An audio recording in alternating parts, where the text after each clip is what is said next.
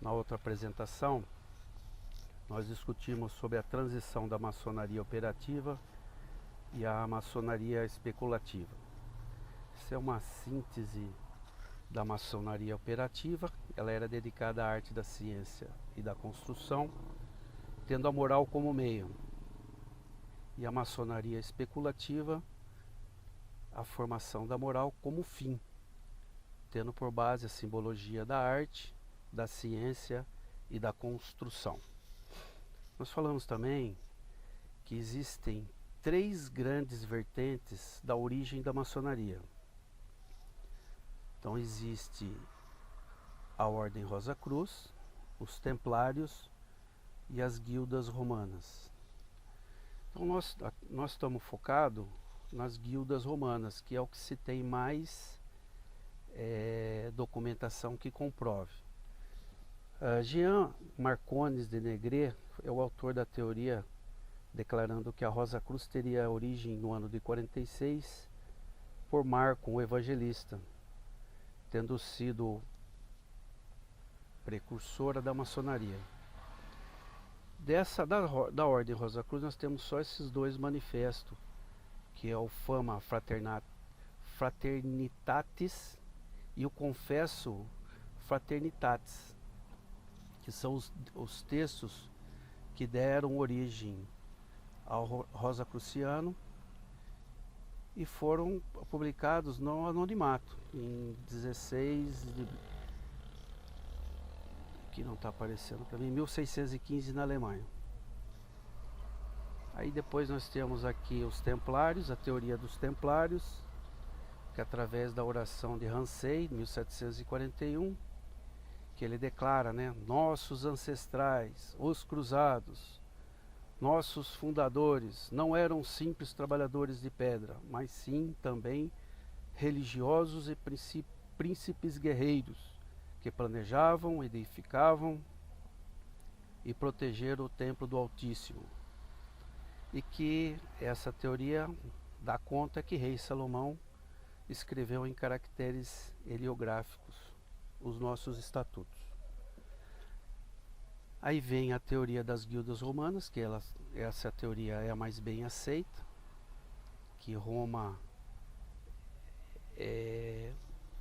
formava, conforme o império ia crescendo, ele formavam as guildas e tal. Nós vamos partir das guildas romanas na linha do tempo para frente. Então a gente não se fala mais dos Templários e Rosa Cruz. Então nós partimos aqui dos marcos históricos, a Carta de Bolonha de 1248, o poema Régios 1390, Estatuto de Chaum, a teoria de John Locke e a Revolução Industrial. Nós vamos ver na próxima aula, porque tem umas grandes novidades aí sobre a corda de 81 nós, e vai ser muito bacana a gente saber dessas curiosidades. Bom, como nós podemos analisar aí, são mais de 500 anos de história, e faremos uma breve viagem entre a Carta de Bolonha e a Revolução Industrial, para mostrar a evolução da maçonaria enquanto instituição operativa para especulativa. Bom, isso é claro que diverge de muitos autores, especialmente aqui no Brasil, que passaram uma ideia de que a maçonaria especulativa nasceu em 1717, com o nascimento da primeira grande loja. Bom, ao contrário do que nós iremos ver ao longo dessa apresentação, essa transição durou séculos, que ocorreu de certa forma fraterna entre os maçons que foram aceitos, aqueles especulativos, e os maçons operativos, que eram os guardiões do conhecimento dessas guildas romanas, do antigo ofício, e que transmitiam seus conhecimentos pelos maçons especulativos, em especial na Escócia e Irlanda, onde era o berço da maçonaria atual.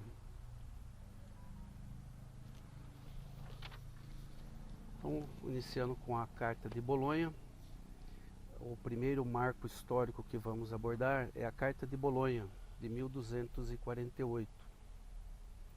Documento mais antigo relacionado à maçonaria e que já dá sinais de uma maçonaria especulativa como conhecemos. Esse documento, a Carta de Bolonha, foi redigida originalmente em latim por um escrivão público.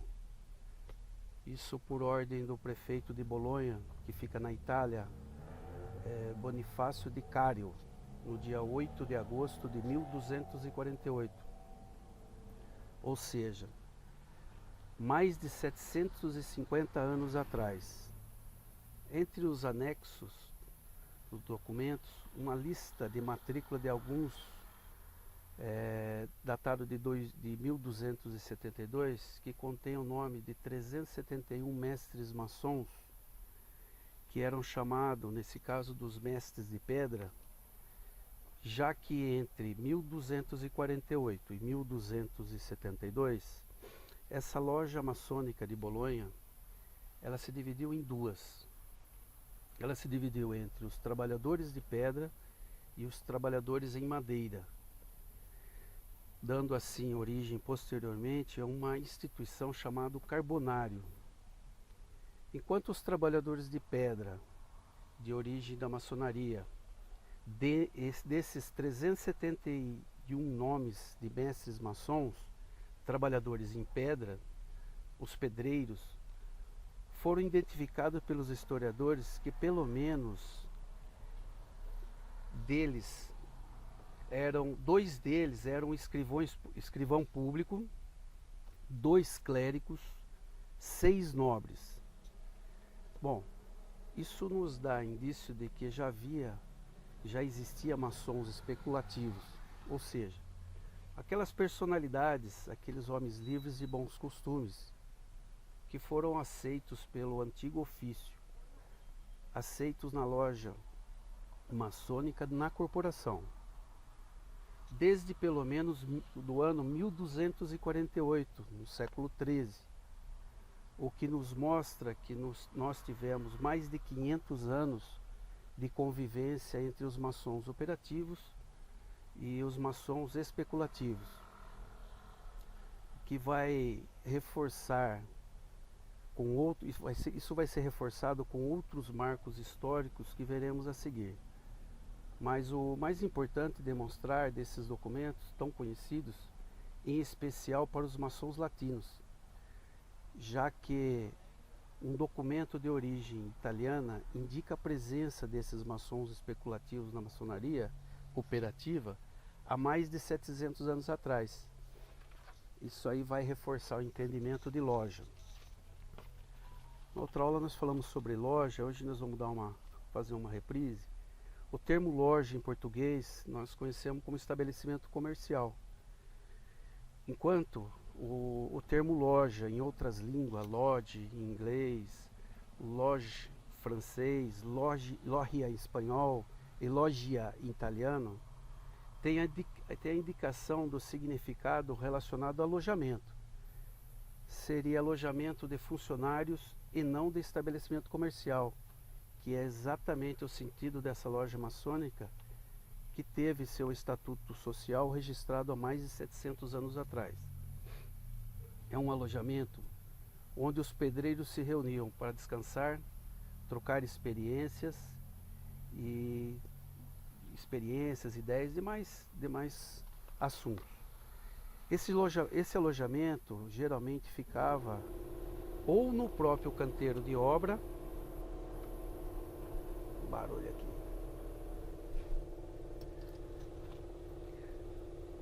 então esse estabelecimento comercial ficava exatamente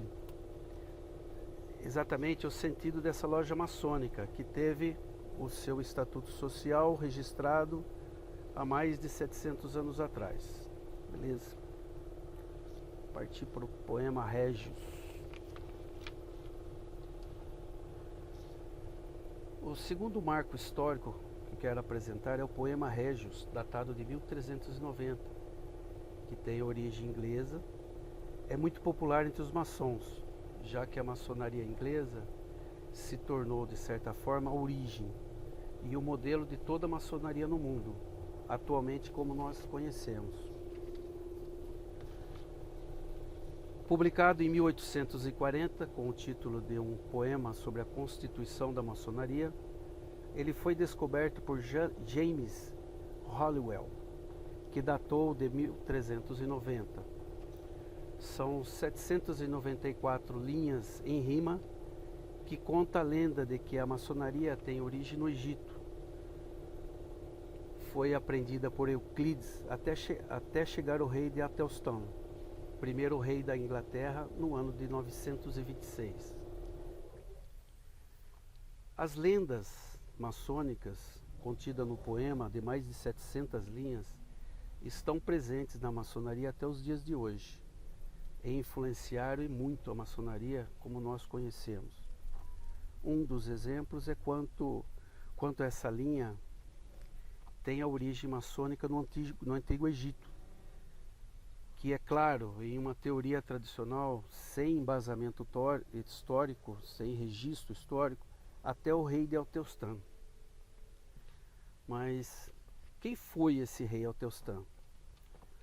O rei Atelstan foi o primeiro rei da Inglaterra, o rei que unificou toda a Inglaterra e conseguiu expulsar os vikings do território inglês, transformando a Inglaterra no reino como conhecemos até nos dias de hoje.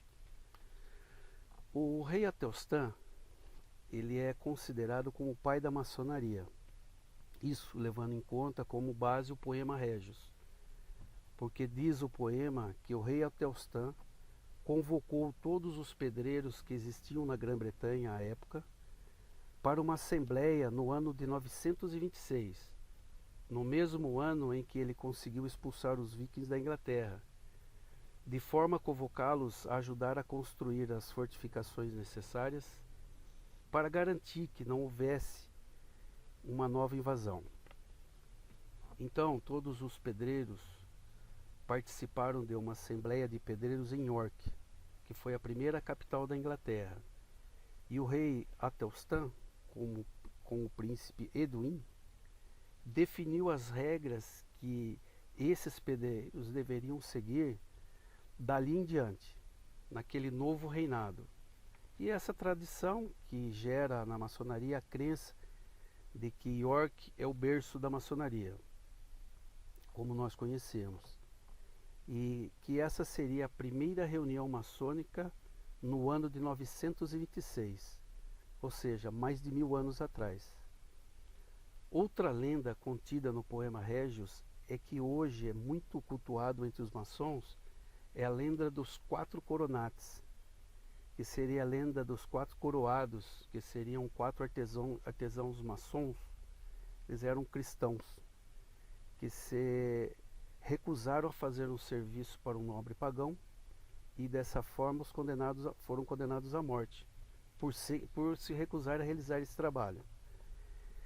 E essa lenda dos 4 coronates, dos 4 artesãos, que foram assassinados em defesa de sua crença, em defesa da sua liberdade religiosa, cultuada entre os maçons, foi homenageada por meio da fundação da primeira loja de pesquisa do mundo, que até hoje ela se chama Loja 4 Coronati, em respeito a essa lenda contida no poema Régios.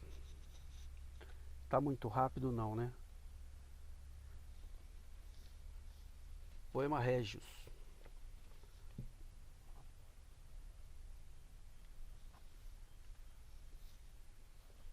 Mas nossa, então deu pau aqui. A internet está ruim. Bom, vamos lá por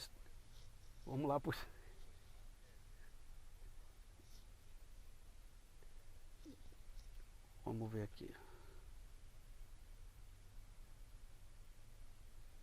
Então, a carta foi publicada em 1840 com o título Poema sobre a Constituição da Maçonaria, 1390, por James Halliwell. São 794 linhas em rima e conta a lenda da arte maçônica que tem origem no Egito. Vamos lá. Estatuto de Shaw. Bom, o terceiro marco histórico que vamos apresentar é o Estatuto de Shaw, 1598. É o primeiro documento escocês que se tem conhecimento da maçonaria. O rei James VI da Escócia, em 1598, nomeou William Shaw como seu mestre de obras. Não, não tenho o segundo. Não tenho porque esse é o último slide, tá? Aí só fala do Estatuto de Shaw. Então, o rei James VI da Escócia, 1598, nomeou William Shaw como seu mestre de obras. Shaw publica em 28 de dezembro de 1598 um estatuto para todos os maçons e lojas no Reino da Escócia. Um ano depois, ele publica um segundo estatuto. Esse estatuto previa a arte da memória, o uso de luvas, a existência de banquetes maçônicos, além de uma porção de outras coisas. E a função do mestre de obras no governo escocês, naquela época, era um cargo público, voltado muitas vezes para um nobre. Mas no caso do rei James VI, que nomeou William Shaw, ele era um conhecedor da arte da construção, cargo que tem como finalidade planejar e acompanhar a construção, bem como a manutenção dos prédios públicos e de edificações que sejam do interesse do rei, como pontes, fortificações, entre outros. William Shaw, governando a arte como um mestre de obras na Escócia, ele convoca todos os pedreiros da Escócia para uma assembleia que ocorre em dezembro de 1598. E nessa assembleia ele define e registra o estatuto que é chamado Estatuto de Shaw. Ele decide como que o antigo ofício maçonaria operativa iria funcionar daquela época em diante na Escócia. Um ano depois, numa nova assembleia, mudanças são propostas agora pelos próprios maçons operativos e um novo estatuto é publicado. Esses dois estatutos de 1598 e 1599 estão até hoje preservados na Grande Loja da Escócia, mais precisamente no Museu da Grande Loja da Escócia, ao cuidado do seu curador, Robert Cooper, que ele ainda hoje ele cuida desses documentos históricos. Ele é membro da Associação dos Antiquários da classe. Ele tem o papel de preservar a história da Escócia. E algumas curiosidades sobre o rei James. É que ele foi o responsável pela tradução da Bíblia Vulgata em latim, da Bíblia em latim para o inglês. É a primeira tradução da língua latim para uma outra língua. E ela é conhecida hoje como a Bíblia do rei James. Ele seria mais precisamente o rei James VI da Escócia, que alguns anos, mais precisamente 3 anos após o rei James nomear William Shaw como seu mestre de obra, vendo a evolução dos trabalhos de construção na Escócia, e graças ao governo de William Shaw, o rei James aceita o convite para ser iniciado na maçonaria. E ele é iniciado na loja Perfectione, no ano de 1601. Apenas 2 anos após a iniciação na maçonaria, o rei James assume o trono da Inglaterra e Irlanda. Isso ocorre pela dinastia Stuart e se inicia em 1603. Ao assumir o trono da Inglaterra e Irlanda, já que ele era o próximo na linha sucessória, e com a morte do seu antecessor, no entanto, os ingleses não se deram muito bem com o governo da arte, sendo realizado por um escocês, e alguns anos após os sucessores de rei James, ao assumirem em 1613, ou seja, 10 anos após, muda o nome de rei James VI para rei James I, já que a Inglaterra nunca tinha tido um rei James.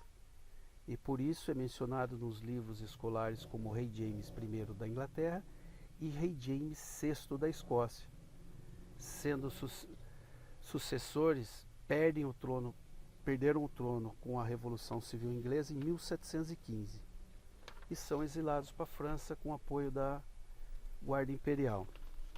Sobre o Estatuto de Shaw, só isso. Então, como eu dividi, a teoria de John Locke vai ficar para outra aula e depois a gente faz um resumão sobre a história da maçonaria para a gente fixar bem na memória. Então esse é o fim. Eu não queria fazer uma coisa muito extensa, acabou dando acho que uns 15 minutos, 20 minutos no máximo. Agradeço a atenção de todos.